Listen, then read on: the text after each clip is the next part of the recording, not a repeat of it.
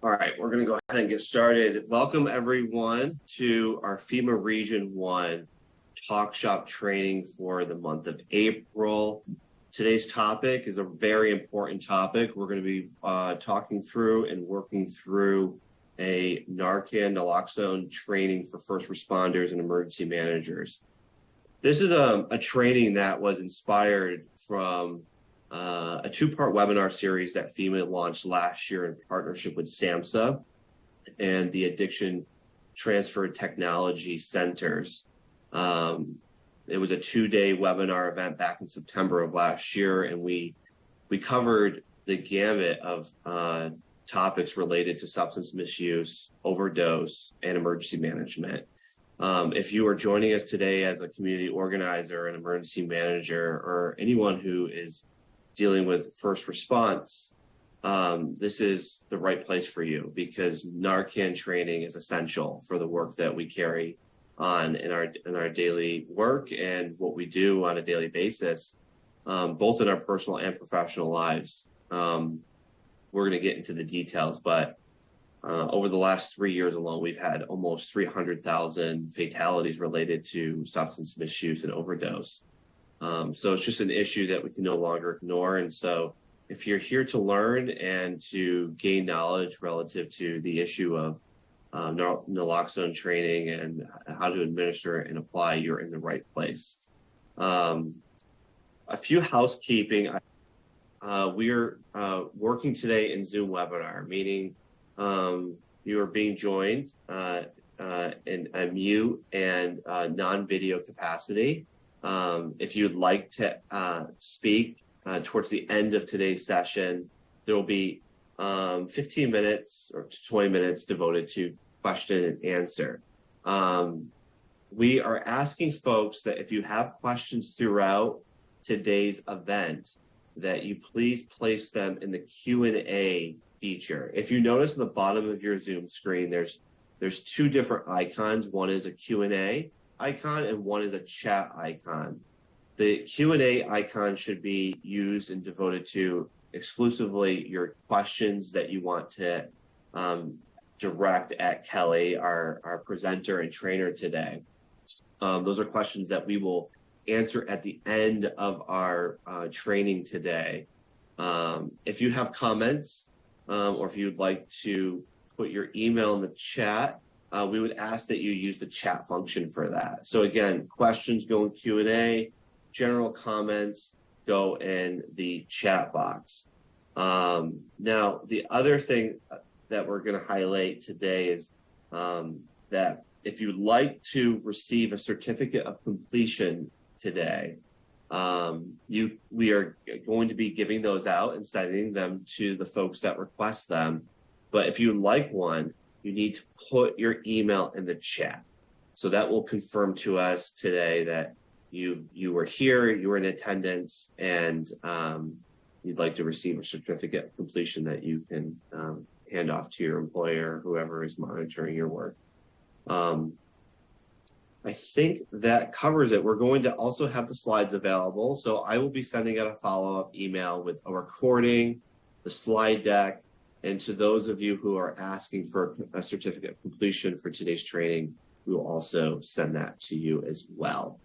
And we will hopefully get those out to you in the next week or so. All right, with that, it is my pleasure to introduce Kelly Valente, who is our trainer and our speaker today. Kelly is coming to us from ASPR, the Administration of Strategic Planning and Response, as a regional medical countermeasures advisor in Region 1 out of the Boston office. She's been a United States Public Health Service Commission Corps officer for 24 years. And Kelly received her Doctor of Pharmacy from the University of Rhode Island and received a Master's in Science and Pharmaceutical Outcomes and Policy from the University of Florida. She became board certified in ambulatory care pharmacy in 2016 and certified in public health in 2022. And of course, is certified naloxone trainer. So we're very happy to have her here with us today. And to illustrate the power of networking, Kelly actually reached out to me after we did our big webinar sessions in September of last year on substance misuse. Kelly was in attendance. She reached out, and she's been working with FEMA now to help us secure Narcan for all of our facilities in Region 1, which is an absolute must and necessity, and we are so thankful to her for that.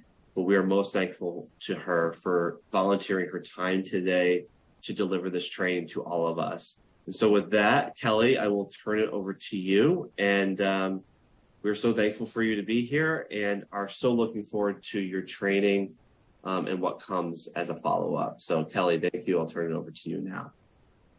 Thank you so much, Jed, and good afternoon, everyone. Again, I'm Commander Kelly Valenti, pharmacist and certified naloxone trainer. I'm so happy that you're here, and I'm happy that I'm able to train all of you on this important topic. Okay, let's make sure I know how to advance the slides. Here we are, yay.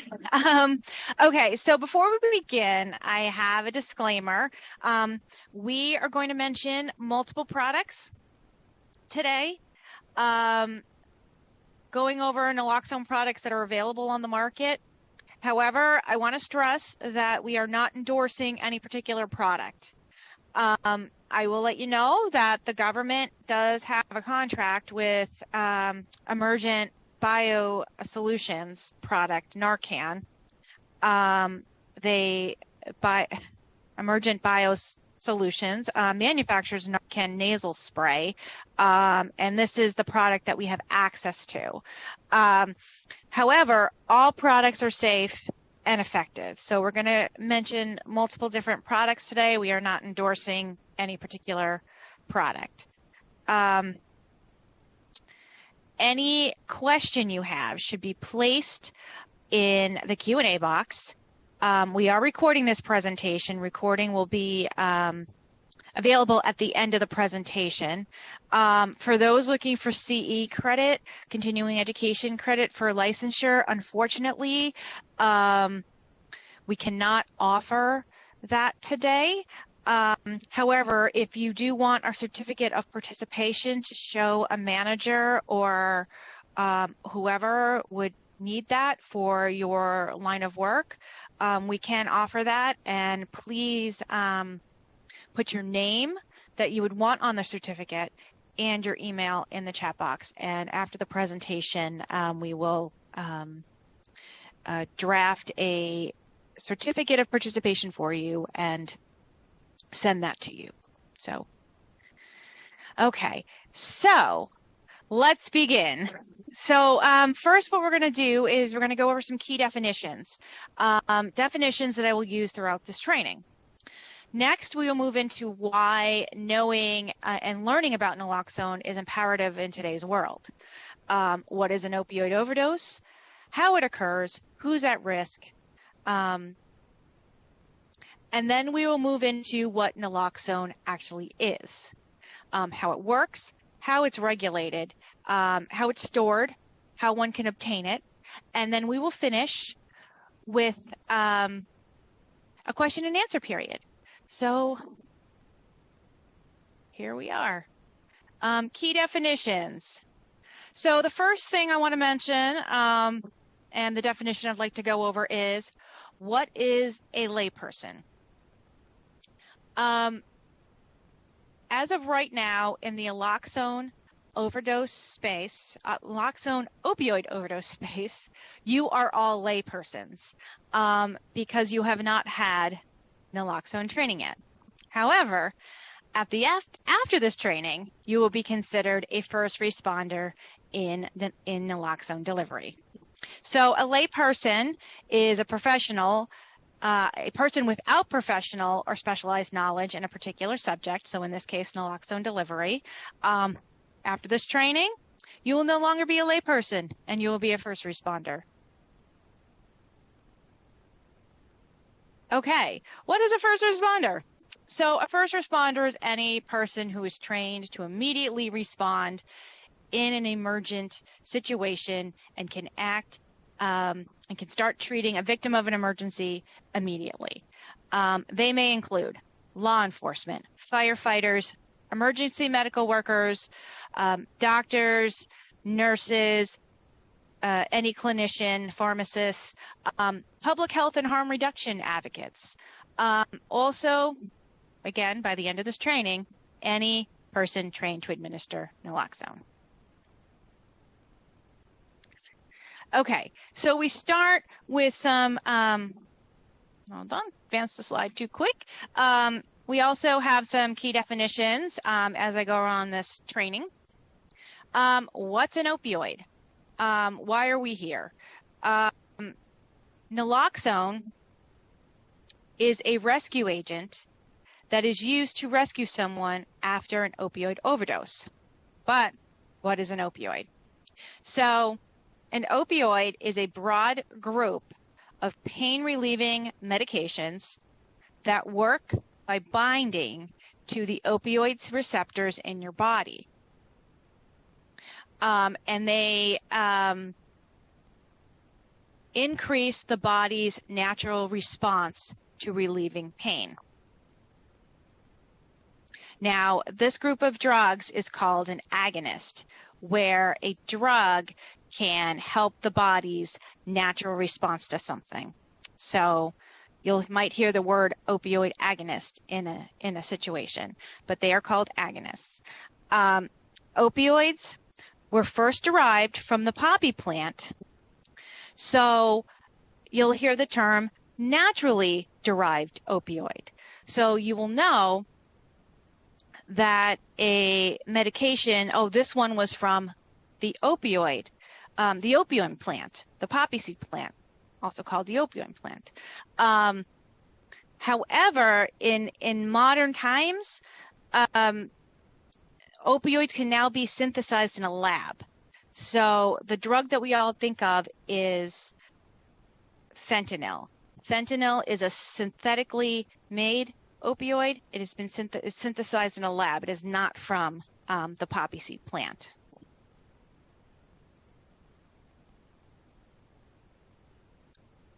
And unfortunately, these synthetic made opioids are at least 100 times more potent than the naturally occurring ones, naturally derived ones. So when used safely, opioids can be effective in reducing pain with minimal side effects. And common naturally derived opioids include morphine, codeine, oxycodone, hydrocodone. Commonly known as Vicodin. Oxycodone has a brand name of Vicodin. I'm sorry, hydrocodone is brand name of Vicodin. Oxycodone, OxyContin, morphine, MS-Contin. So you might have heard those terms. The synthetic opioid is fentanyl, and in the medical market, known as Duragesic. So there are two types of opioids that are called partial agonists, which mean they only hit certain receptors, opioid receptors, and they can be used effectively for individuals that have had issues with addiction, or as we now call opioid use disorder, and they can be helpful in helping someone come off those medications. So they're called partial agonists, and the two medications that are on the market right now are buprenorphine and methadone.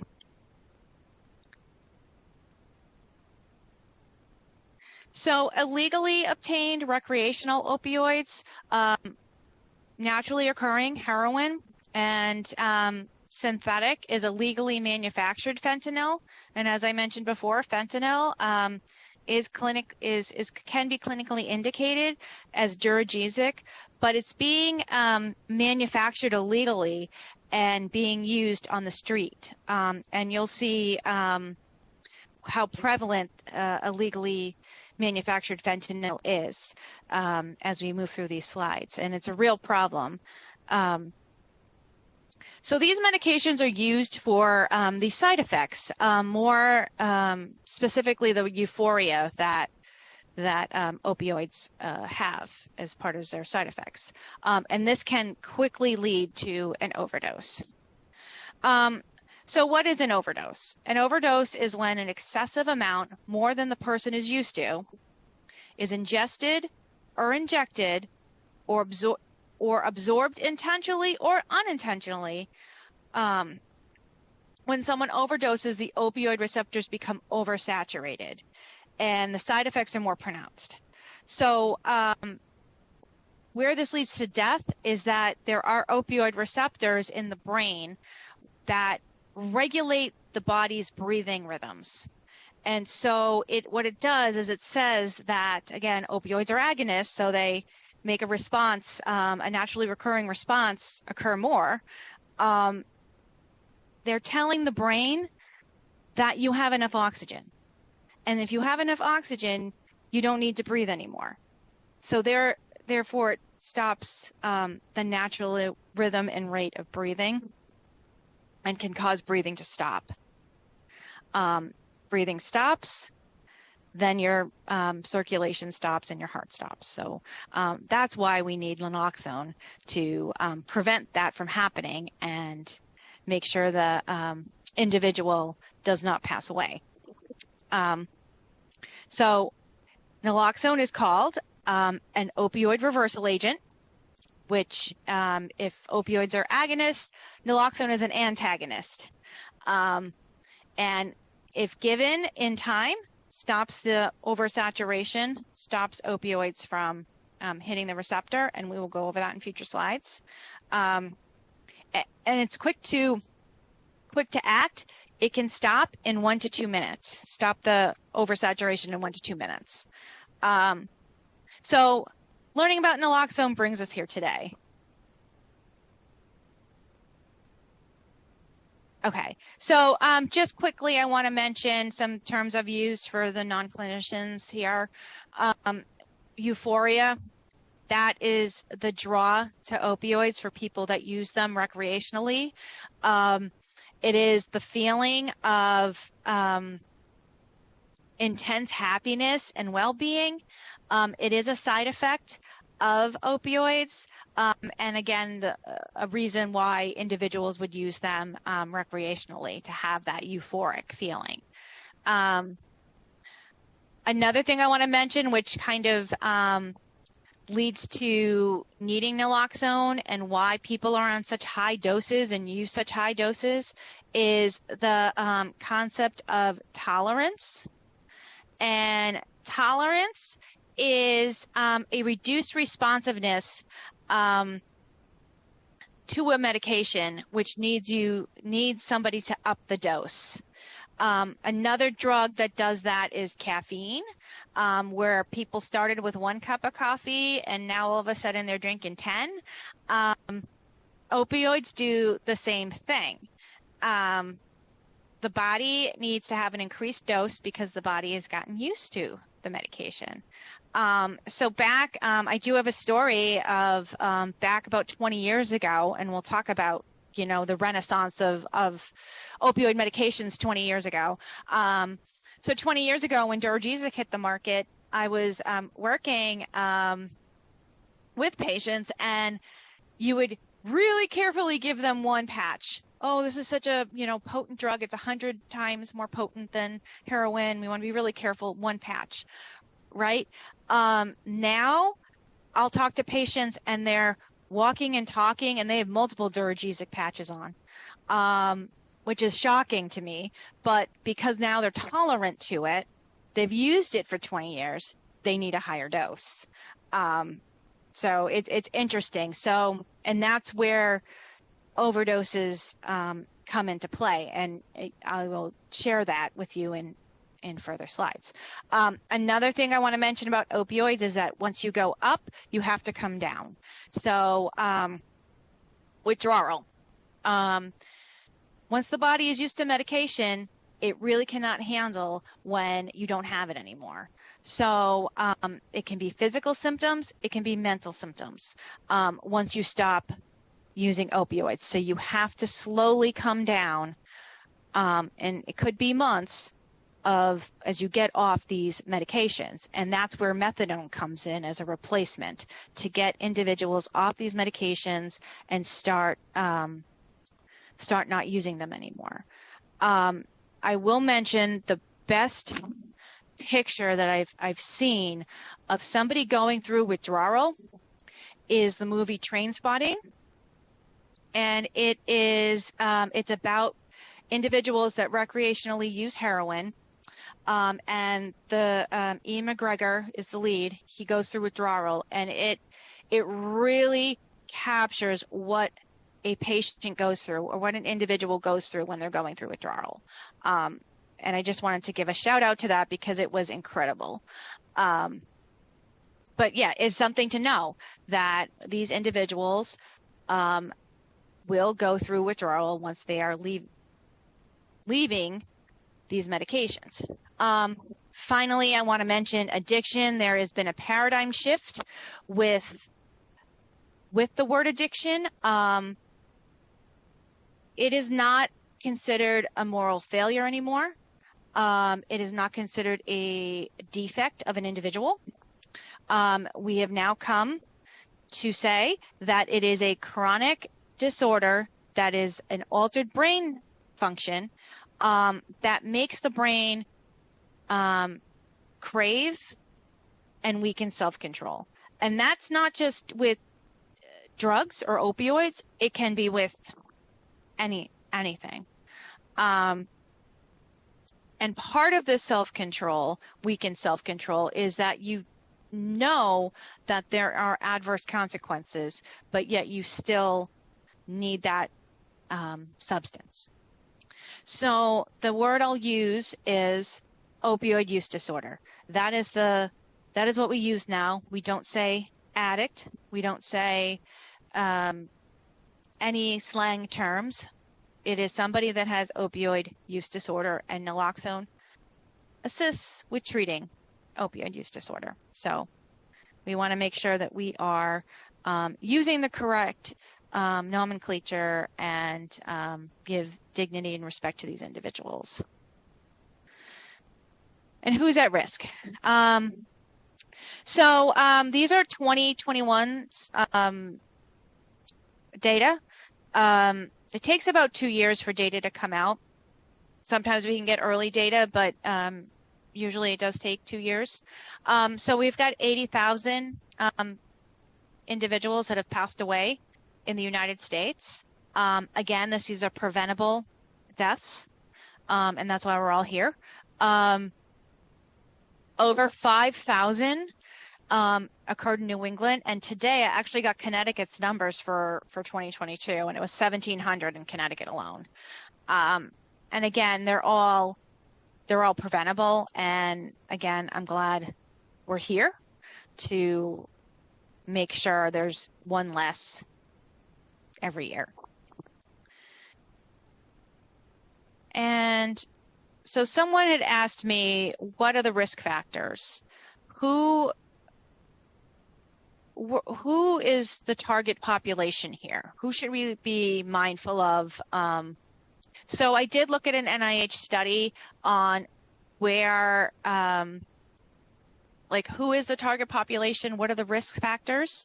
And so overdoses occur more in people that are white, male, under 59 years. So we're looking at young adults, young men, disabled, single, history of incarceration, no college, uninsured at the poverty level. I also saw a map that said that looking at the southern states and the mid-southern states, there's a higher risk factor of that in demographically. But I will say that there was a lot, and as I said, if I move on in this presentation, there was a lot of marketing out to the coal miners in West Virginia for these medications. A lot of them get hurt on the job. And that's when you see white male under 59 disabled, I always think of people that are working out in labor, in mechanics, carpenters, coal miners, people that are out that do labor for a living. they're more at risk because they are more at risk of getting hurt in the job. And when you get hurt in the job, it was opioids that was the first line back in the late 1990s, early 2000s. So these days, there's been a paradigm shift, but that's where these demographics come from. And with that, unfortunately, overdoses are occurring. However, overdoses can happen to anybody. The geriatric population, individuals that have comorbidities, multiple health issues. If you have asthma, COPD, any sort of breathing issue already, you take an opioid, you're at risk. People that have been on opioids so many years and they're on high doses.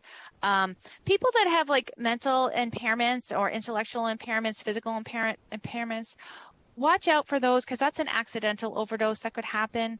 If you do have opioids in your house, please lock them up. They do make these medication safes that I actually got for my dog because I didn't want my dog getting into my medications. They do make those. Just make sure it's hard to get those medications. Don't leave them out on the counter. Don't leave them in a medicine cabinet because people are going to go look in there, but just keep them away from kids, keep them away from teenagers. People like to be snoopy and nosy, just lock them up. But also people that have multiple sedating medications, they're going to be at risk as well because the opioid is going to last longer in their system, and they're going to be slower in responding to their opioid. People that use intravenous medications and history of substance abuse. So I want to pause here just to give you a brief history on how we got here before I give you the next slide. So the marketing for opioids in the 1990s, there was a renaissance. It became rampant in 1995, 6, 7, 8, 9 with the launch of OxyContin. So many people became tolerant and they needed larger and larger doses. So something I want to mention is especially this, I'm going to point it out here, people that recently underwent detox and incarceration, they're a really big group that you want to look at because they'll come out and they'll come out of detox, they'll come out of incarceration, and they'll go back to their old friends. And well, they could go back to their old friends. I should say that they could go back to their old friends. And with that, they could get the same dose that they were using before, which will lead right to an overdose because they've lost that tolerance.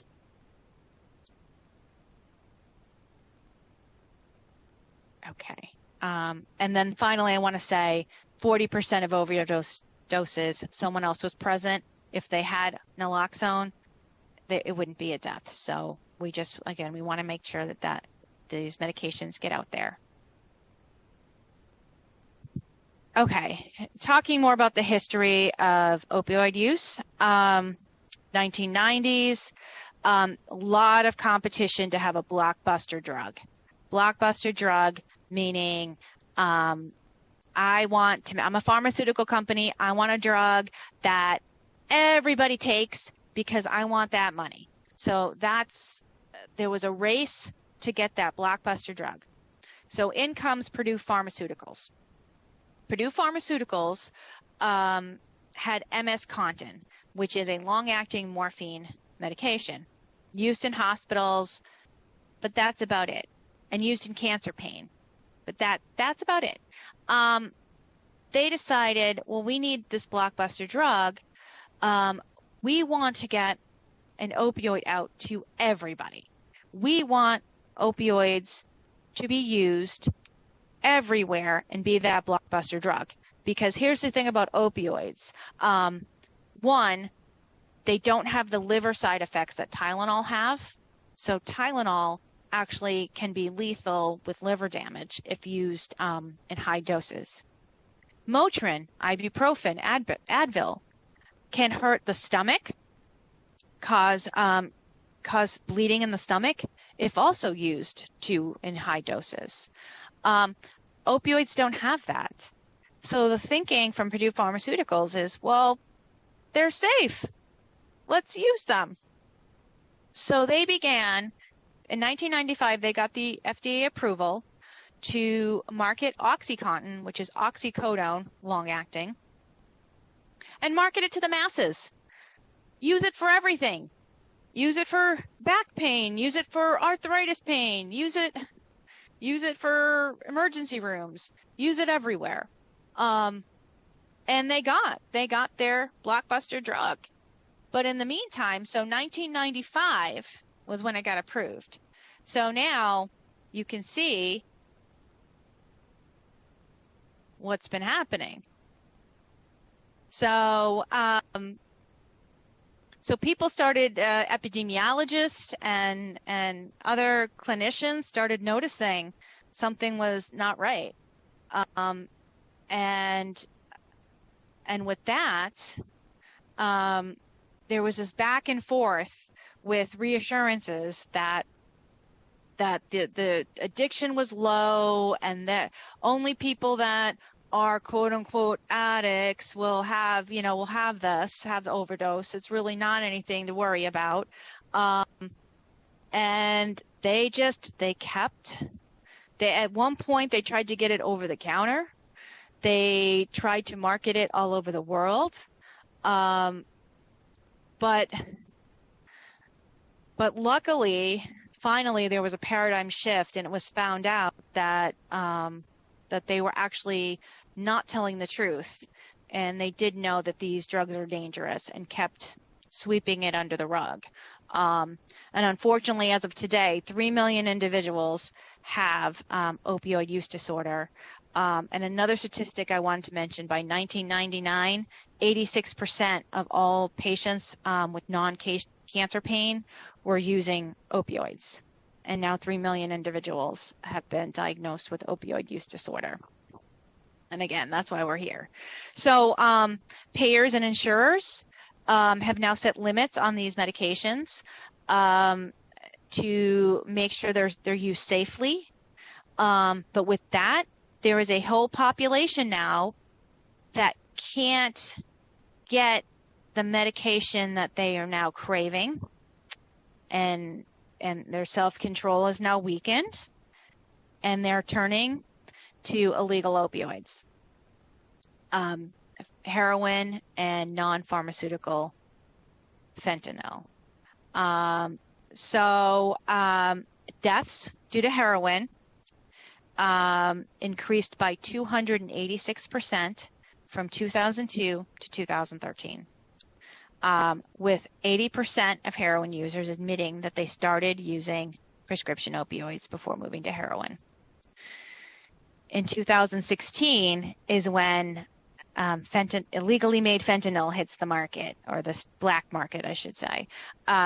We've got 20,000 deaths from fentanyl. So illegally manufactured fentanyl, it is made rather inexpensively in China, and there is a cartel that happens from China to Mexico to United States. It is relatively cheap to manufacture and illegally import. So it's become a filler in a lot of illegal opioid medications. Users are unaware they're getting a dose that is 100 times more potent than heroin, and thus the overdose happens. And so I want to show you this slide where, okay, so the orange is from 2010 to 2021. The gray is prescription opioids, right? The orange is heroin, but look at fentanyl, which is the blue. So we're seeing a really big upward trajectory with illegally manufactured fentanyl. So we all need to know that. Okay, so now we have the history and we have the data to see that this is an issue and we all need to be a part of this and be the solution. So how do I identify that someone is having an overdose from opioids? Okay, so I mentioned this earlier in the talk. We talked that anyone can be a victim of an overdose.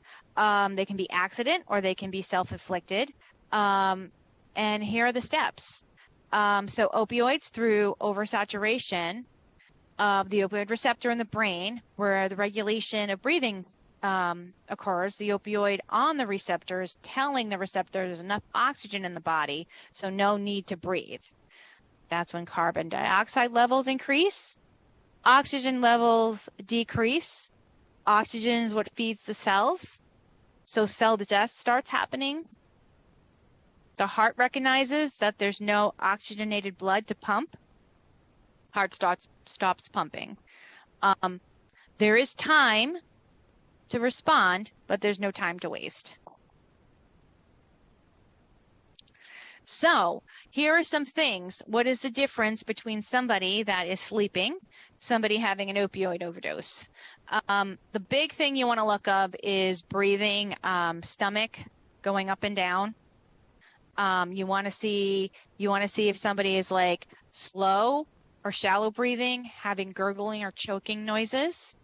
You want to see if they're responsive, if they can wake up or not wake up. They also will have, they'll be cold or clammy to touch, and they'll also show signs of blue, meaning not oxygenated blood. Oxygenated blood is red. So you'll see blue lips, you'll see blue fingertips, and that will be a sign they're not getting enough oxygen. And a big one where opioid receptors hit as well is how your eyes dilate. So you'll have pinpoint pupils because opioids restrict the pupil. So you'll know that they're overdosing because it won't be responsive to light. And you'll see them having pinpoint pupils. You'll know that it's opioids. Okay, so I want to show you this. The red is how long an overdose. If somebody's in overdose, how long the overdose is going to last. So it can last up to a couple of days. And that's why EMS has to come. I mean, if you revive somebody with Narcan, naloxone, these people really need like an IV because it's going to keep as you can see, naloxone only works for a half an hour. And so then after that, they're going to go back into the overdose. So they really constantly need naloxone to make sure that they're not going to go back into the overdose state as well. Okay, and what is naloxone? Okay, so what does naloxone do? And as we go deeper into the positives of naloxone, we must note that it only works with opioids. It does not work with any other medication. We cannot revive somebody with naloxone from another class of drugs. Naloxone reverses opioid overdose, restores breathing. It has no potential for abuse. It doesn't do anything else. No side effects, just getting the opioid off the receptor. That's all it does. No effect on someone that hasn't taken opioids. Safe for children, safe for pregnant women. There's 3 ways you can have it. You can have it, intramuscular by injection and an intravenous strip or intranasal. Again, it wears off between 30 and 90 minutes. And like I said, only effective with opioid overdoses. So again, opioids, non-opioids. There's one drug that didn't make this slide, which just yesterday was announced that it is considered a emerging threat in this space, and that is the drug called xylazine. Xylazine is a tranquilizer, a veterinary tranquilizer, not an opioid, and it is a filler that is used in heroin and synthetically made fentanyl, more importantly, synthetically made street fentanyl, that prolongs the euphoria.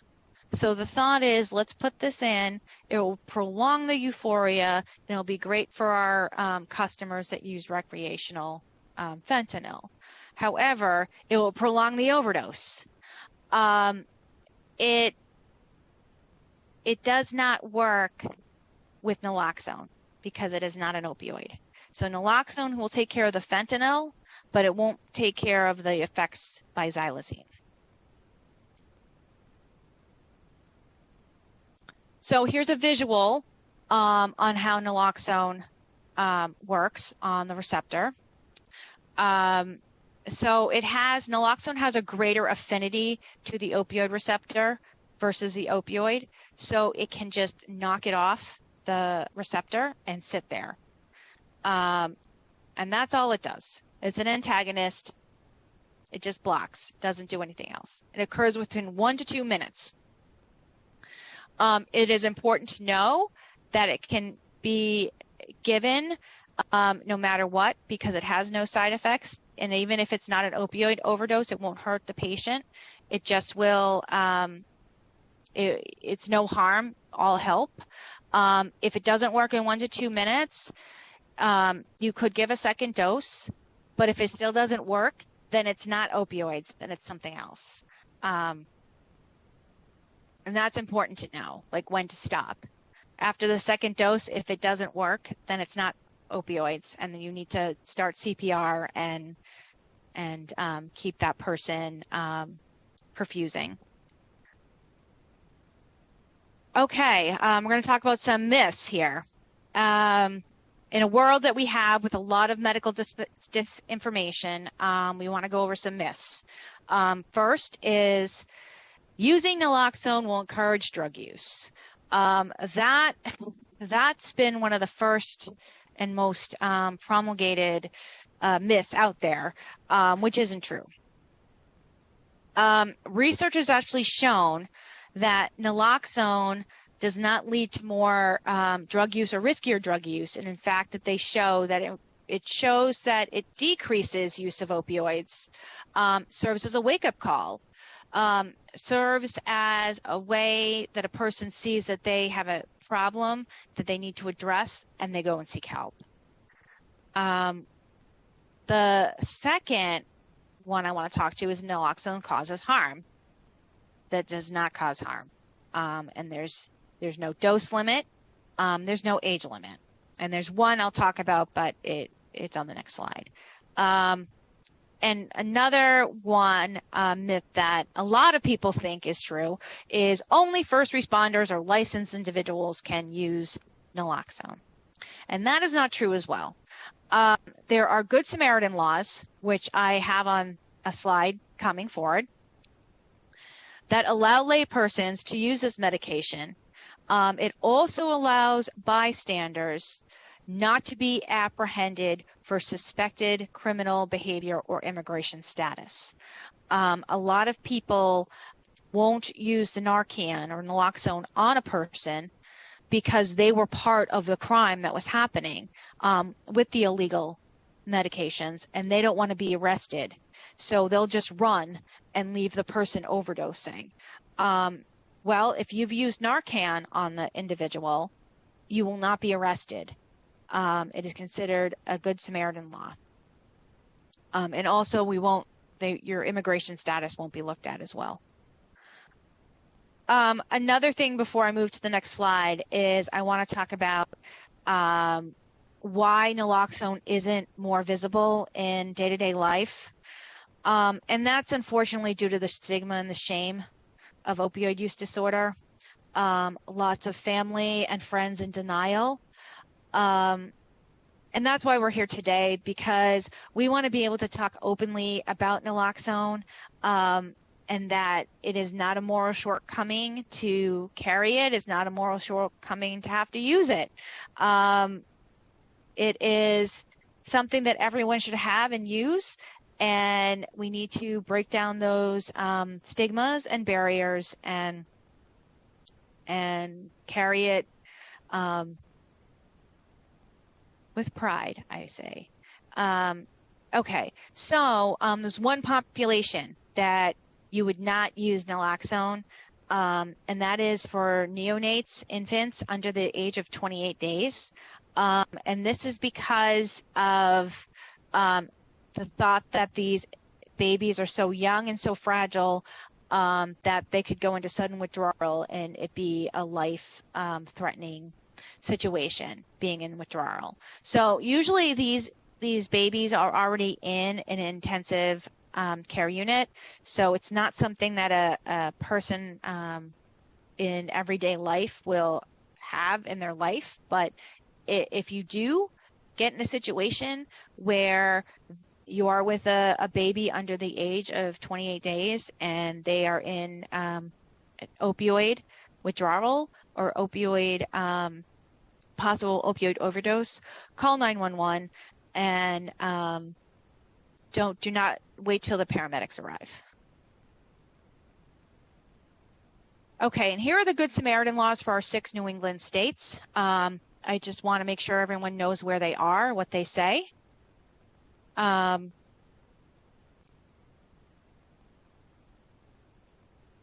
Okay, and I also want to mention starting in 2018, the Surgeon General has on his website has the recommendation that everyone should be carrying naloxone. Okay, and so here's the circle as why you should carry naloxone.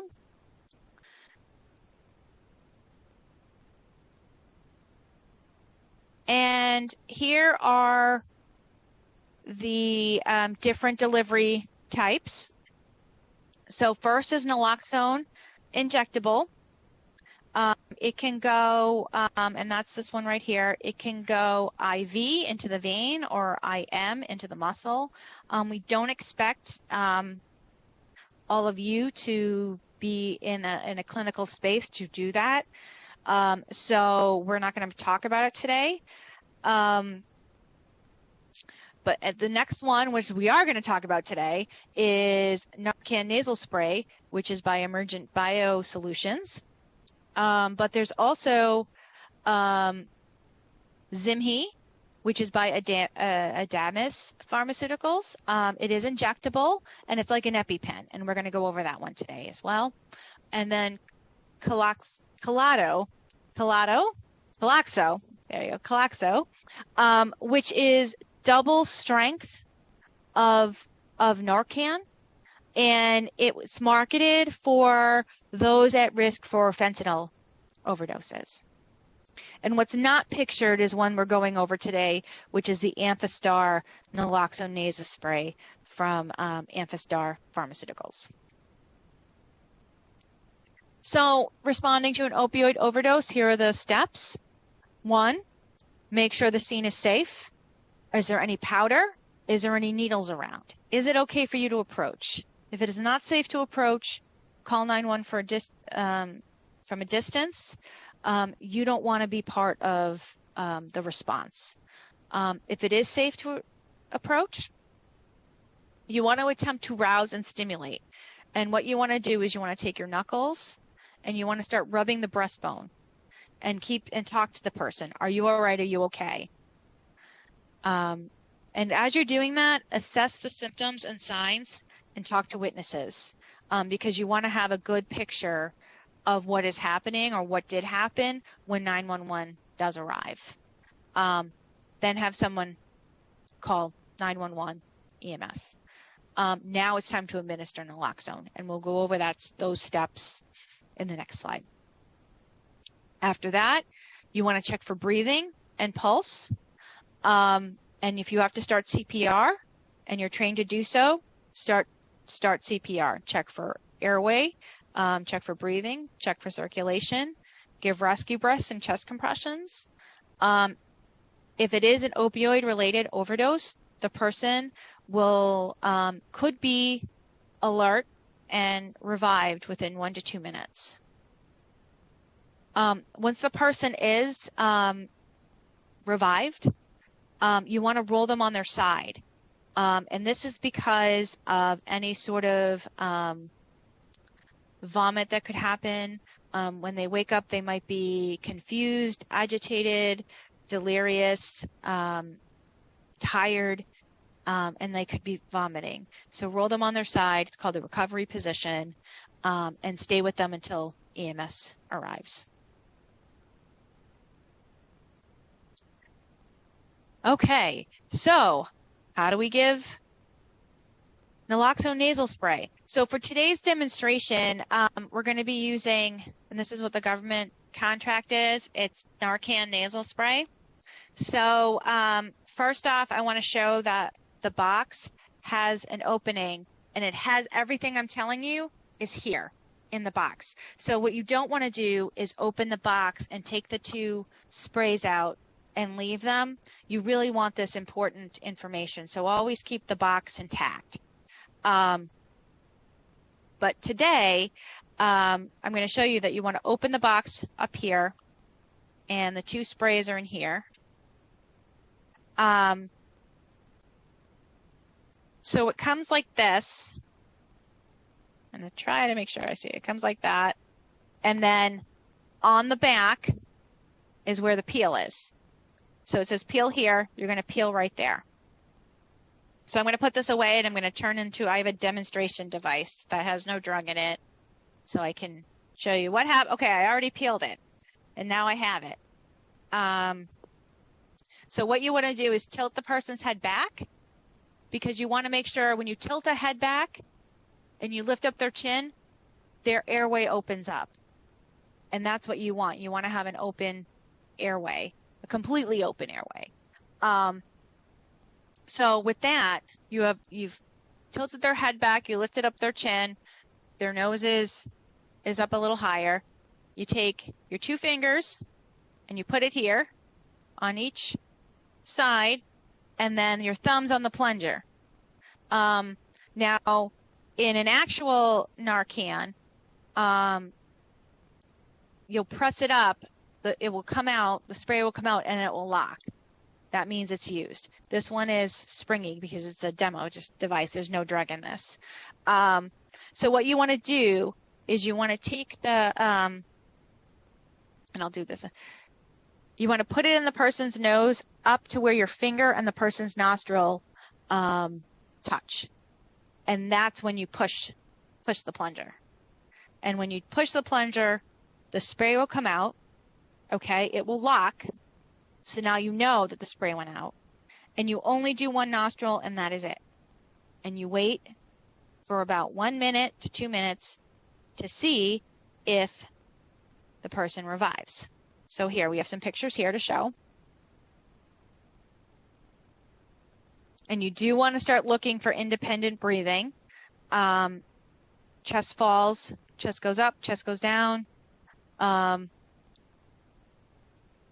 then if they don't in 1 to 2 minutes revive, try it 1 more time in the other nostril with the second dose, because there's two in the box, and see what happens. So now I have a video to explain what I just said.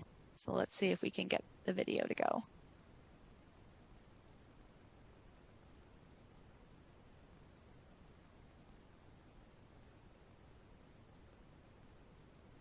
Kelly, I'm not receiving any audio on your end. Just need to enable audio.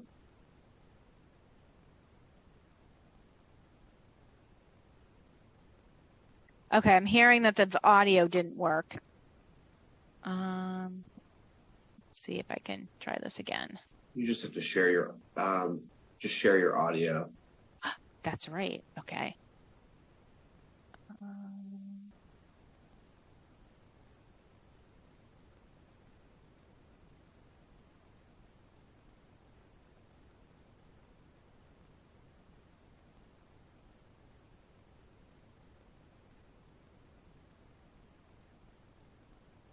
Okay, now we got the audio to work.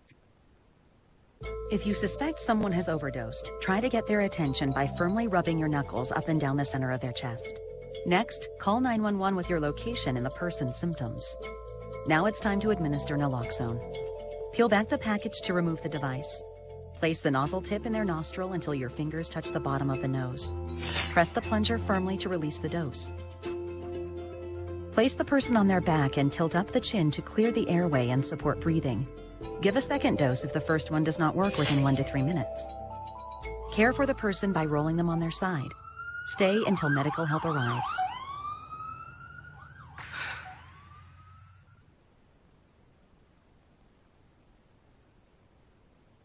Okay, so that was our video. And so that is Narcan nasal spray by Emergent Bio Solutions. It is what you will see if in federal spaces. It's what the federal contract is for. And it is the one that got approval for over-the-counter. And we'll talk about over-the-counter naloxone nasal spray in a moment. However, there are others that I'm going to go over. And the first one is Amphastar naloxone administration. It is a intranasal device as well. So this one is a syringe. And the first thing you want to do is take the yellow caps off. And there you can see there's a needle right there. So this is a syringe, and where it's like the delivery device, you're going to take the yellow caps off of that. Next, you're going to go to the actual drug, and it has a red cap, and you're going to take the red cap off. Then you're going to put the atomizer on, and it twists. So it goes clockwise. So you want to twist it on clockwise to make sure it stays. 4, that's when you're going to take the actual drug and the syringe and put it together. It's going to lock in. Then you're ready. And here we are here. So tilt back the head, and you're going to do 1/2 of the medication in one nostril and 1/2 in the other. And that's how Amphastar works. So if you have Zimhai, which is the EpiPen version of naloxone, it works very much like an EpiPen. Number 1, you pull off the cap. And number 2, you press the plunger. And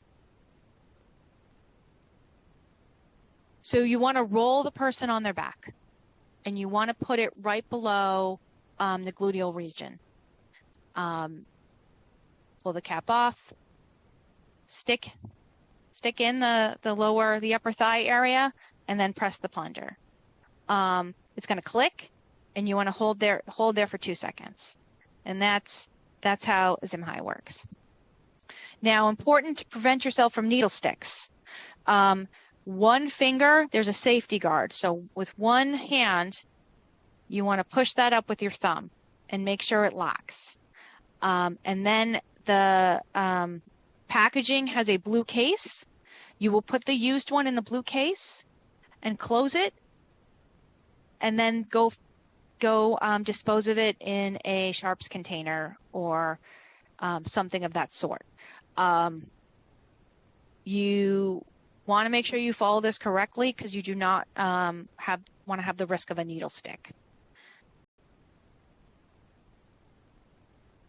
Okay, like I said before, the goal here is to do this before EMS arrives. And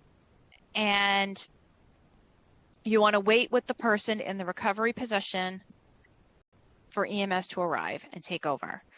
You want to talk to the person. You want to see if they can respond to you. You want to ask them what they took. And again, And if they're awake in about 20 minutes, you want to think about having another dose on board because of the longer acting opioids. And especially if they pass out again or become sleepy.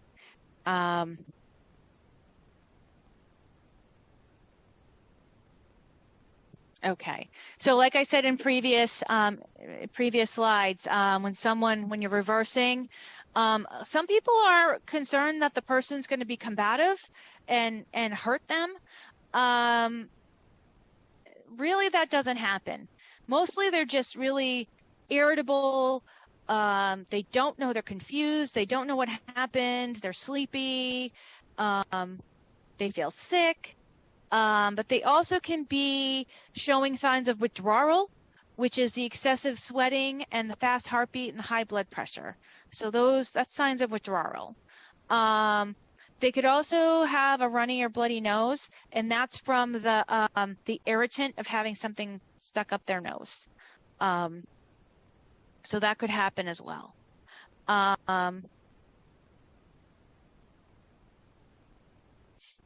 So again, recognize, call, give. So that's the 3 steps we want people to know.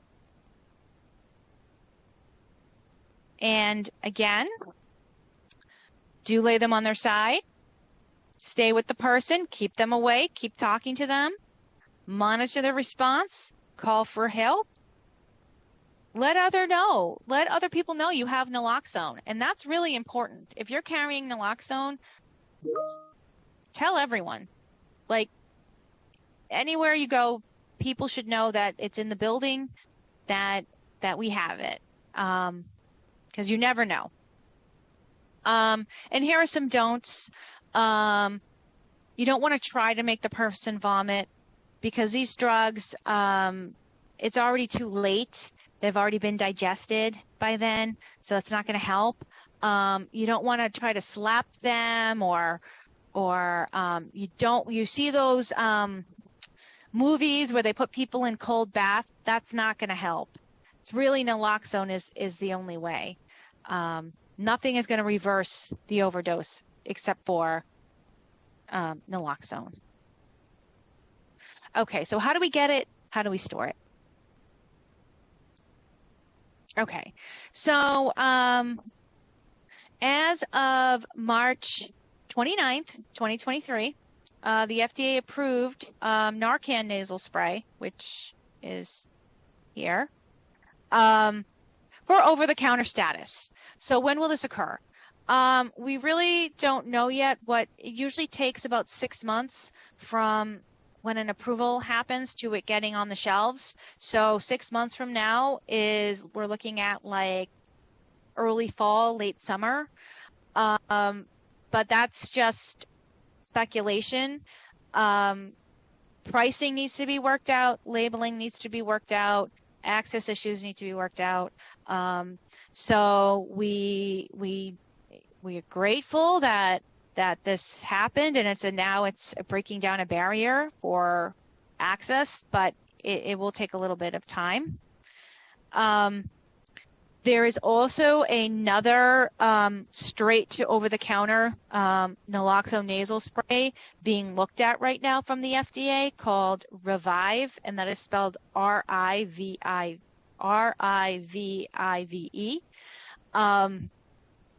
So that is being looked at right now, straight to over-the-counter.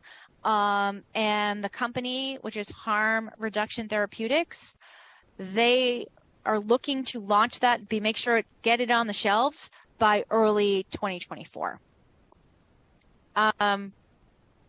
So in the meantime, states have something called a standing order, which means a prescriber has made a blanket prescription to the general public, which means anyone can go to a retail pharmacy and request naloxone and have it processed under their insurance. It is the only medication that can be processed under your insurance for use for somebody else. Many insurance companies cover naloxone with little to no copay. However, if there is a situation where one cannot afford the copay for the naloxone, there is something called NCAP, which is Naloxone Copayment Assistance Program, and it will cover up to $40 of the copay of naloxone. Now, without insurance, I did a quick check on what the current market value is, because drugs do fluctuate. Cost of drugs do fluctuate. Right now, intramuscular looks like it's about $45. The nasal spray looks like it's about $85. And it looks like $150 for Cloxato. However, there are community access programs that I will show you in the next slide on how one can get naloxone at no cost. But before that, I did want to mention that if you go through a mail order pharmacy, they are going to ask you for a written prescription, where brick and mortar pharmacies won't. And when you're replacing naloxone, you want to make sure, you want to check that expiration date. And you want to make sure it was always in good temperature, and we'll get to that as well. So here are the community access programs for the 6 New England states. They are really good tools to no questions asked and get naloxone at no cost. And they have locators. So here are but I will say, from what I've learned from these programs, is that you have to use the one for your own state, because the expectation is that the naloxone you get from that state is used on a constituent of that state. So you just want to make sure that you go to your state and get it for use in your own state. Okay. Storage practices. Do not leave in a car. That is really my take-home message here. Don't put it in the fridge. Don't put it in the freezer. But definitely the car, do not do that. Because it can degrade from being frozen or from being too hot. Protect from light. That's why we keep it in the box. We want to make sure that we have 2 kits in the box. So if you use one, ask for a replacement, because we always want to have 2 at all times. And okay, so final talking points. Not harmful. Cannot be used to as a adjuvant to opioid use. Can be used at any point. Can be effective within 1 to 3 minutes. Can last 30 to 90 minutes. Nearly 40% of overdose deaths, someone was present. What if they had naloxone there? We want to make sure that we get that number of overdose deaths down. It is a preventable death, and we can be the solution. So that's what I have today. I thank you all for coming. I thank you. We have over 300 participants today, and so it's 300 people that are committed to giving someone a second chance at life, and I'm very grateful. And with that, there are some special guests here today, and I'm just going to say their names if they want to get unmuted and say some thoughts. And so the first one is Allie Hunter from Emergent Biosolutions. She was invited today.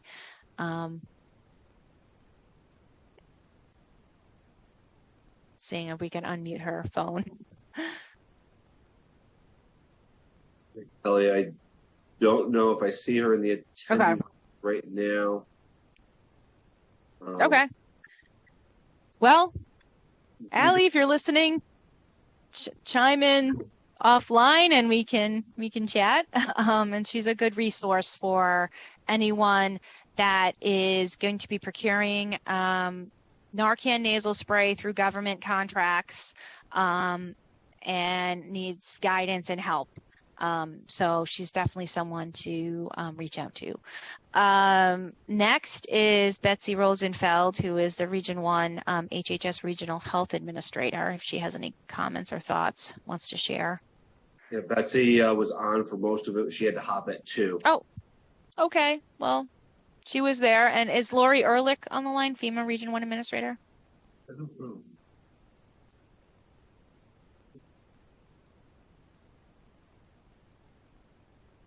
I don't see Lori, but Lauren DeMarco, our branch chief, is on. Lauren, if you have any final thought before we jump into questions, leave it open for you, ma'am. Okay. Sure. Thanks, Jed. Thanks, Kelly. I think this was a fantastic training. I know it's a tough topic, but thank you so much for the education on it. And I just by the amount of comments and questions is clearly a need to help. And thanks to everyone that joined. Hopefully you'll never have to use this, but the small amount of time you spent today could save a life. So thanks to everybody, and especially thanks to Jed for making this happen. And thank you so much. So we hope to be able to continue this training and these kinds of conversations so that these numbers go down and people don't die through this. So thank you so much. And with that, I will turn it back over to you, Jed. Thanks. Thanks, Lauren. So Kelly, we do have a few questions. Oh, yes. Yeah, so one of the questions that came in was, is having blue lips finger something that is true for people of color as well? Yes. And that is a question that came up on my training to become a Narcan trainer is because it is the I'm pointing to my lips here, and then you can even turn under and that red pink part will turn purple and it will be pronounced. So it will be apparent. So the answer is yes, you can see that. Great. And are you aware of any cannabis-laced fentanyl cases? Is that something that's prevalent with cannabis, or is it primarily related to heroin? Well, cannabis is actually more regulated now than ever before. So, and it's more obtainable through reputable sources. So that is turning into a non-issue.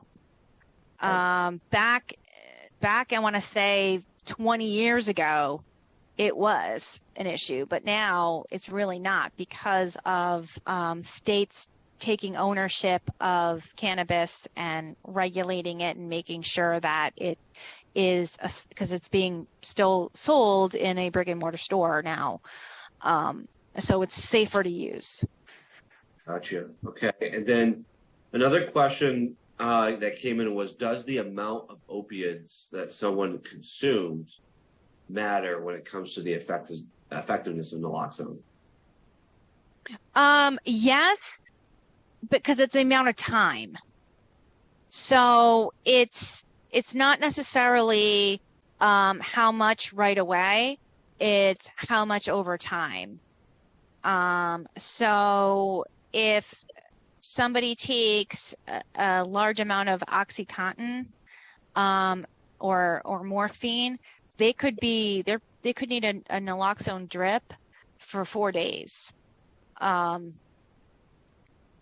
But it will get you back breathing, which is all that matters in this case, is to get you back to breathing. But I also will say that Kloxxado is the only reason why it got FDA approval was the thought that an 8 milligram naloxone dose just might be more effective in high dose opioids. So if someone's concerned, I would recommend getting Cloxato versus the other ones. Okay. And then someone asked about the exposure of fentanyl and the danger that it poses to a responder. So they were asking, what about the idea that fentanyl is so potent that a tiny bit of exposure is potentially fatal or life-threatening to the first responder? How does if it's consumed by the person that is needing treatment, is that a risk to the person who's delivering that treatment? Okay, so what you need to be concerned about for yourself is your airway and any sort of way that, because the powder won't go through your skin. But we do recommend people wearing gloves. Sometimes we recommend double gloving. But you also want to wear an N95. So people that go into situations where there's a pronounced fentanyl situation, we say put an N95 on, double glove, work with the patient. Fentanyl will wash off with soap and water. So you want to do soap and water. You want to change your clothes because you don't want to get in a situation where you touch your clothes and then you don't wash your hands and then you eat.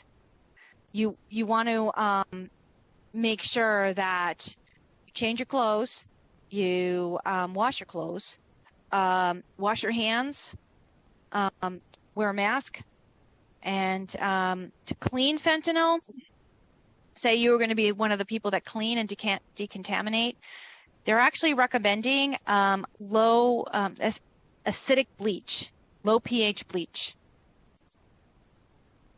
Gotcha. Okay. And then should we administer CPR before, after administration? Like, what would be the situation where you would need to administer CPR?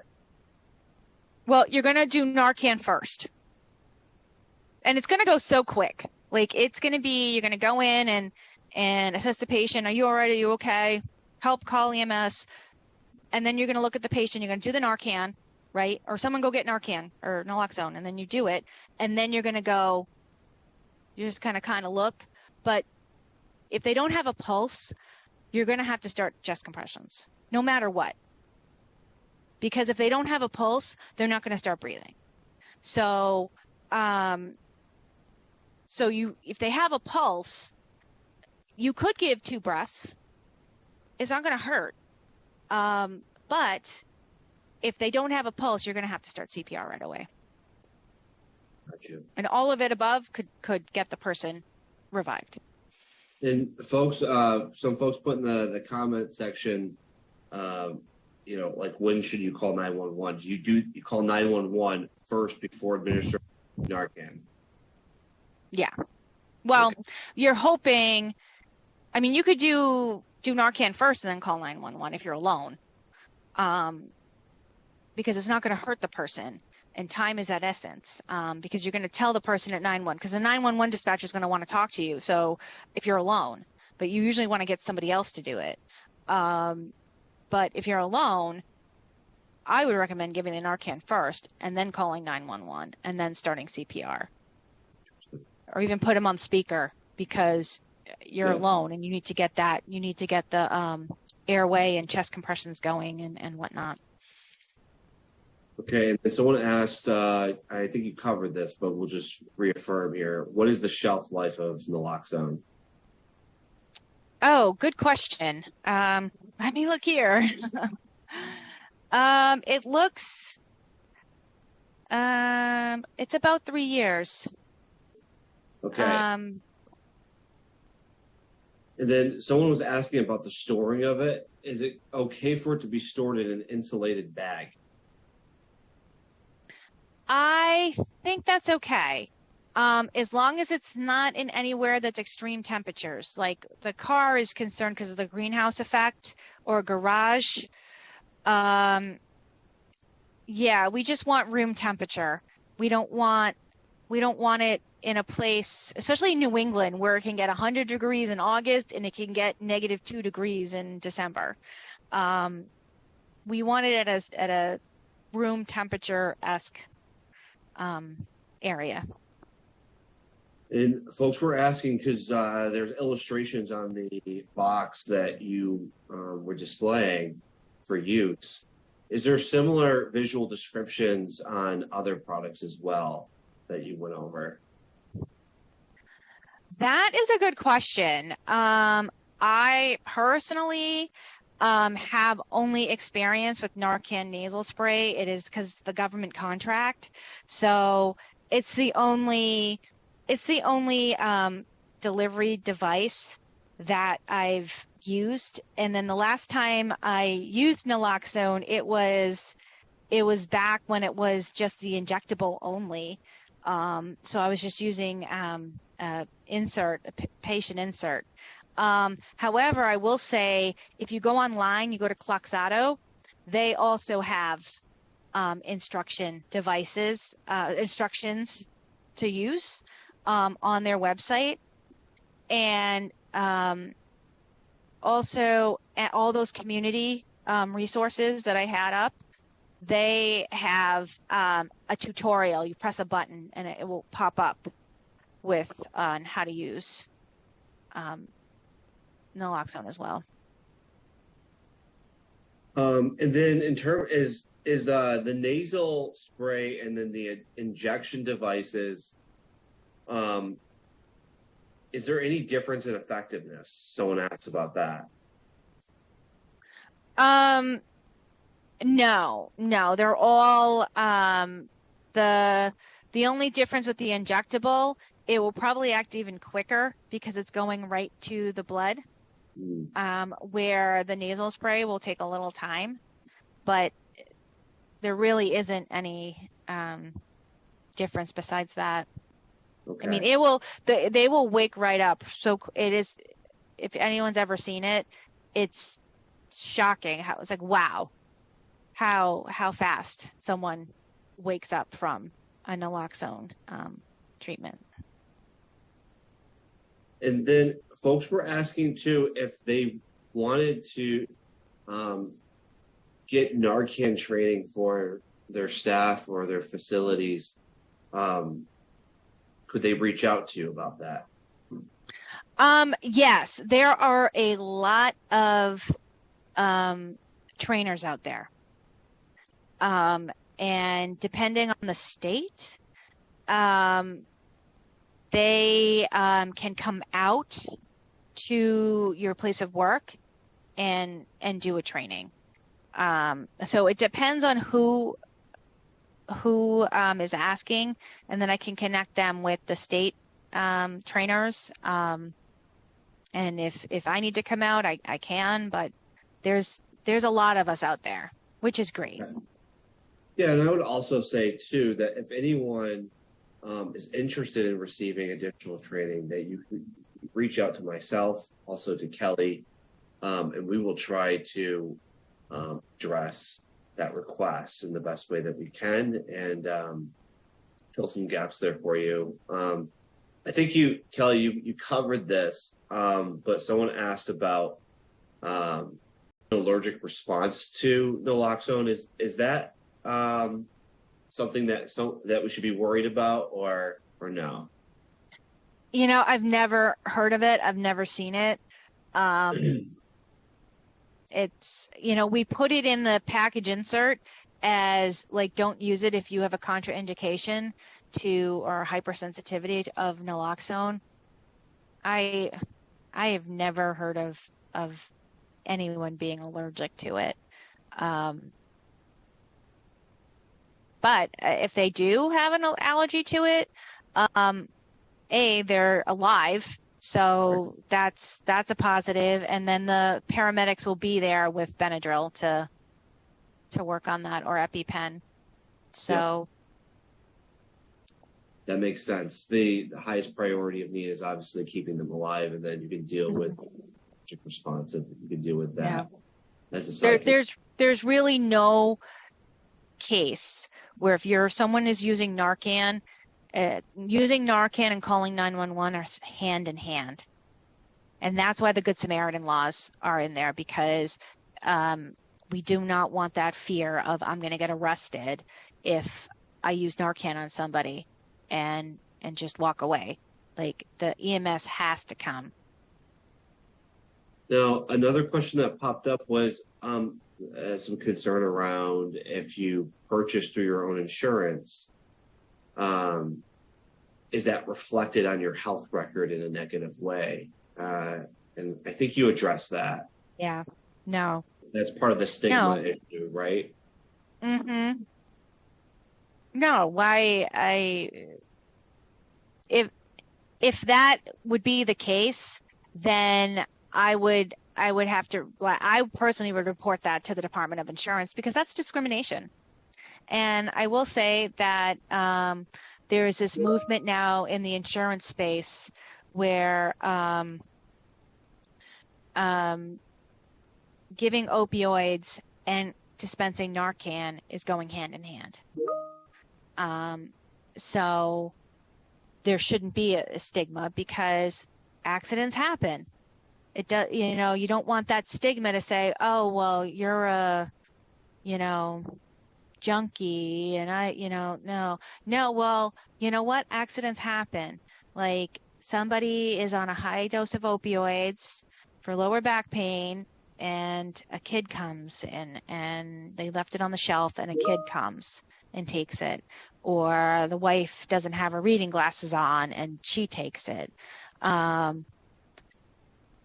So it's really, it's a safety net, and that's what it's really looked at, and not a discrimination or something negative. It's actually a positive. It's like I'm showing responsibility with my use of these medications. Okay. And then if folks would like to contact you, do we have information? Both of us. Okay.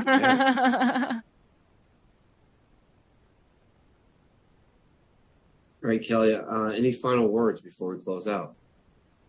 Well, I'm happy we took the whole time. We thought that we weren't. And I'm happy everyone came. And that I hope everyone takes something really great away from this, and